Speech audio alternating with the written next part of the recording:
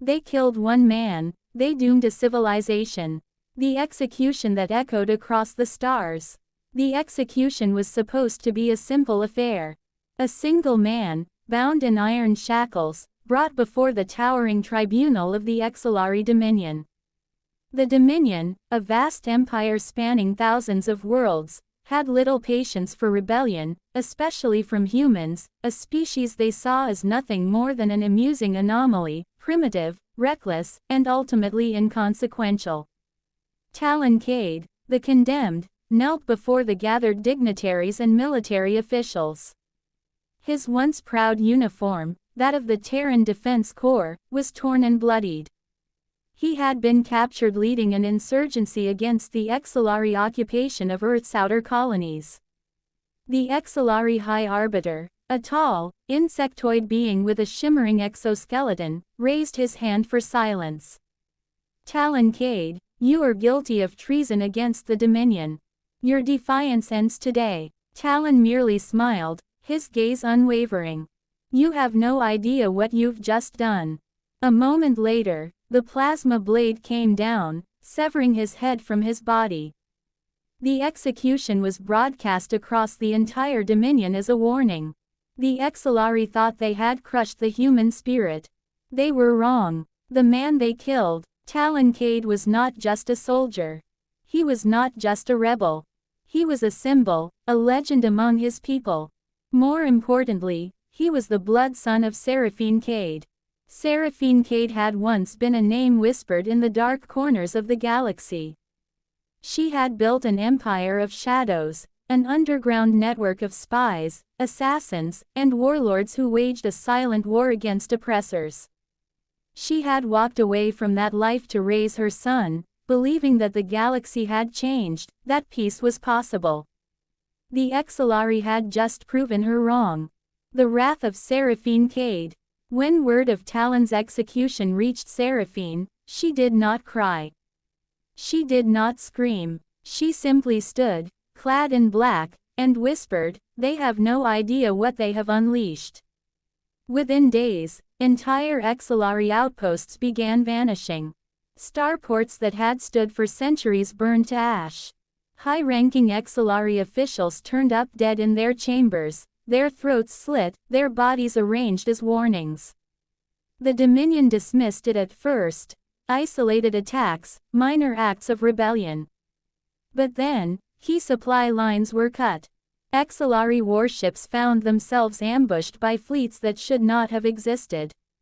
Entire planetary garrisons went silent overnight. The Exilari leadership grew uneasy. They sent their best generals to quell the unrest. None returned. A civilization on its knees. What had started as whispers of revenge became an all-consuming inferno. The Terran colonies, once subdued and scattered, united under Seraphine's banner.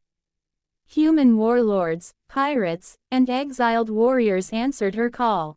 Even alien species subjugated by the Exilari saw their chance and rose up in defiance.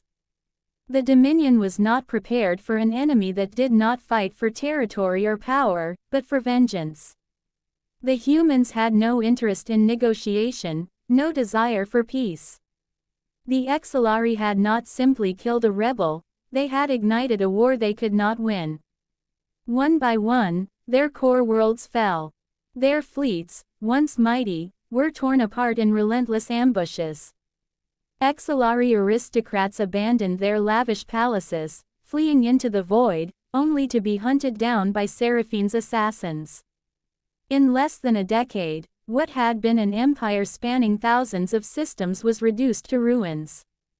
The end of the Exilari. The last Exilari High Arbiter, the same one who had ordered Talon's execution, now knelt before Seraphine Cade. His exoskeleton was cracked, his once golden robes reduced to rags. He had seen his people slaughtered, his worlds burned, his dominion turned to dust. You are monsters," he rasped.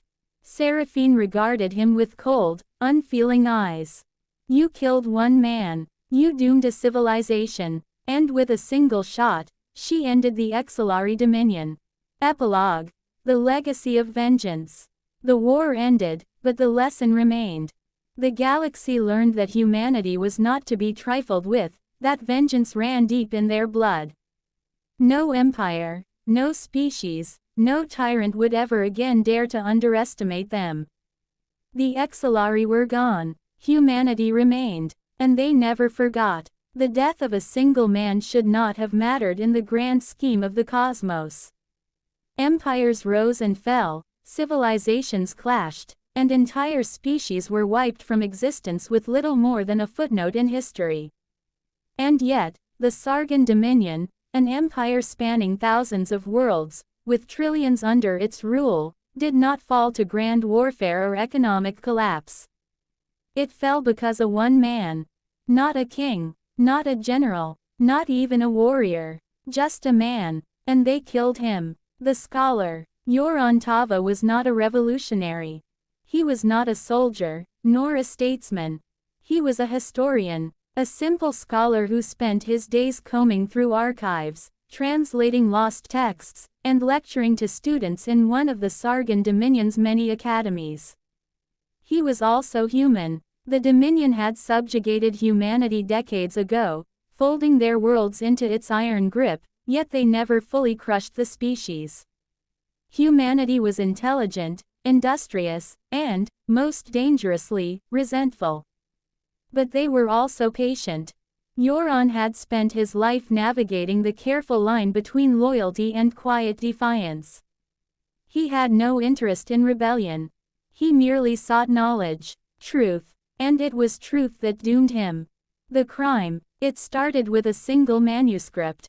Buried deep in the archives of the Dominion's capital world, Yoron had uncovered an ancient document detailing the early conquests of the Sargon rulers.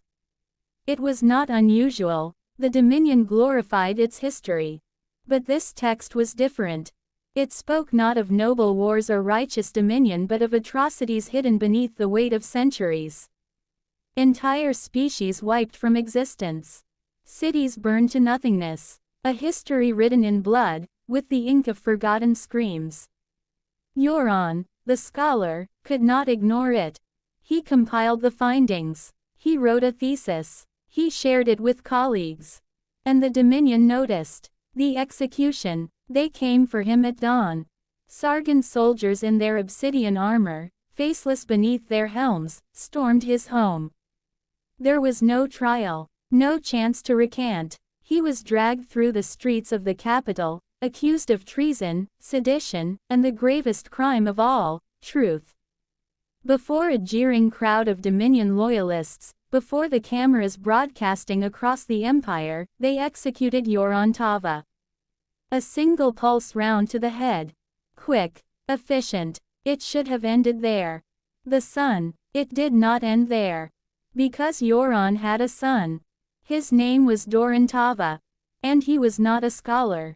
The storm. Doran had spent his life in the shadows, navigating the underworld of the Dominion.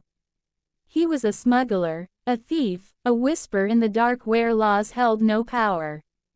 He had no love for the empire, but he had also never sought to fight it. Until they killed his father. Until they broadcast his father's death as a warning. Until they made him watch. Doran did not rage. He did not mourn. He vanished. For a year, there was nothing. No whispers of vengeance. No signs of rebellion. And then, the storm began. The beginning of the end. First, the Dominion's supply depots burned. Then, its databanks were erased. Then, entire fleets vanished into the void, destroyed by forces unknown. The attacks were calculated, precise, untraceable. The Dominion called them terrorists. Criminals. But those who knew better whispered a name in fear. The son of Tava. It was a name that spread. Across the empire, from the slums of conquered worlds to the highest echelons of Dominion rule, the legend grew. Yoron Tava had been a scholar. But his death had birthed something far greater. A war. The collapse. The rebellion did not happen overnight. It spread like a virus, like fire in dry grass. It was not an army that fought the Dominion but an idea, An idea that one man's death could shatter an empire. The Dominion tried to silence it. They failed. They tried to kill Doran. They failed. And then, their worlds began to fall. One by one, the planets of the Dominion slipped from their grasp. Not by military conquest, but by rebellion, by defiance, by the simple act of saying no. The Dominion had ruled through fear. Doran Tava had shown them that fear could be conquered. Epilogue. The price of arrogance. The Sargon Dominion lasted 3 centuries. It took 3 years to fall. In its final days, as its cities burned and its rulers fled into exile, the historians would ask, how did an empire so vast, so powerful, collapse so utterly?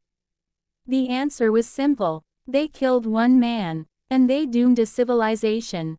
The Kolvar Dominion had ruled the Orion Arm for over 2 millennia, their empire stretching across thousands of systems. Their military was unmatched, their fleets vast, and their soldiers conditioned for absolute obedience. To them, lesser species were nothing more than obstacles to be conquered, or pests to be exterminated. When humanity first made contact, the Kolvar saw them as insignificant, primitive, weak, another species to be subjugated. Then they killed the wrong man. The death of Marcus Cain. Marcus Cain wasn't a politician. He wasn't a soldier. He wasn't even a man of great wealth or power. He was a scientist, a simple xenobiologist stationed on the remote research colony of Avalon 4, studying the biosphere of the lush, untouched world. The Kolvar didn't care. They came in the night, their warships blotting out the sky. The colony was pacified in hours. Civilians were rounded up, their fates left to the whims of their conquerors. Some were enslaved. Some were taken for experimentation. Some were executed on the spot. Marcus Cain was one of the latter. His crime, attempting to protect a young girl, a child barely 7 years old. A Kolvar officer shot him through the chest and left his body in the streets as a warning.